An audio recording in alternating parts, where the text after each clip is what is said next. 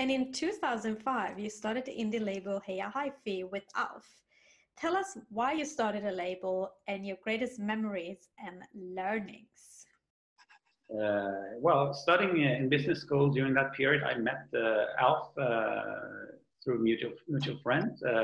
He was back then a producer. Just started to produce dance music, house music, and he needed a saxophone solo on one of his first productions. So he got in touch with me and asked me if I wanted to come down to the studio and play the saxophone, and I did, and I immediately fell in love with that whole environment. Being in the studio was very exciting to me because I had never been to one before. So I kind of got stuck hanging around there, and we started collaborating and starting writing songs and producing songs together. And then when I finished business school quite soon thereafter, and then I took the decision to kind of start working full time with producing and writing house music together with them.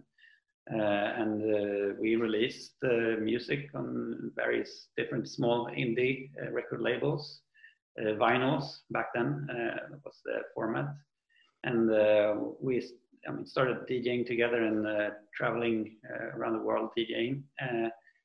And then eventually we got tired of dealing with all these various indie labels that are usually, very, very passionate people, but sometimes kind of hard to work with because they have very small budgets and sometimes they just disappear and you never hear back from them. So that's when we decided to start our own label to get control over our own music in the beginning.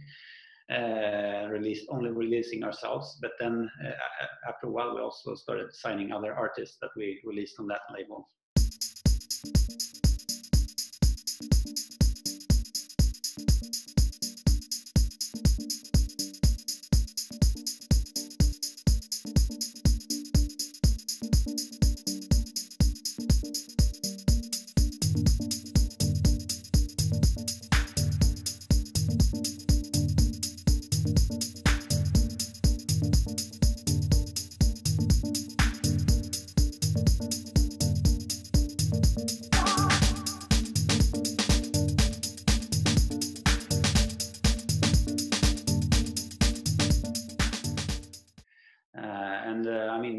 Just running a business in the record music business was, it's very challenging, but of course a lot of fun. So I have very good memories from that time. But when I met you back then, you were then running a consultancy agency you guys called MusicID. Tell us when you went from running a label and then going into doing music for brands, and what was the needs of the brands? Running a label, being an artist and a DJ, even though we were sort of successful in our field, we still were working in a very small niche.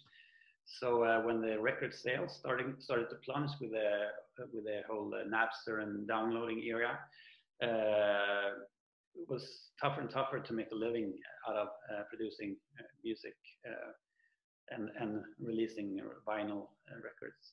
So we eventually had to start looking around for other ways to make money of our music and our knowledge. And being a DJ, it was kind of natural to get in touch with various brands. You get contacted to play at events or fashion shows. And also after a while, we got requests to program music for restaurants and retail stores and similar. So we really felt that there was something there, a market where we could get our money from. So we still could do some producing on this side. But that whole business grew and grew. So we decided to really start another company just focusing on that. And that turned into a full-time commitment. And back then it was mainly putting together playlists on an iPod that you had to deliver. We were mainly working in the Stockholm area where we live. So we had to, physically visit the stores and plug that iPod in, or it was sometimes even burning CDs that you brought to a to a restaurant and similar. And of course, that's very different to how things are today, when finally streaming has really come into the business-to-business segment. So the digitalization that took place back in the late 2000s in the consumer market, that's really now finally coming to the business-to-business market.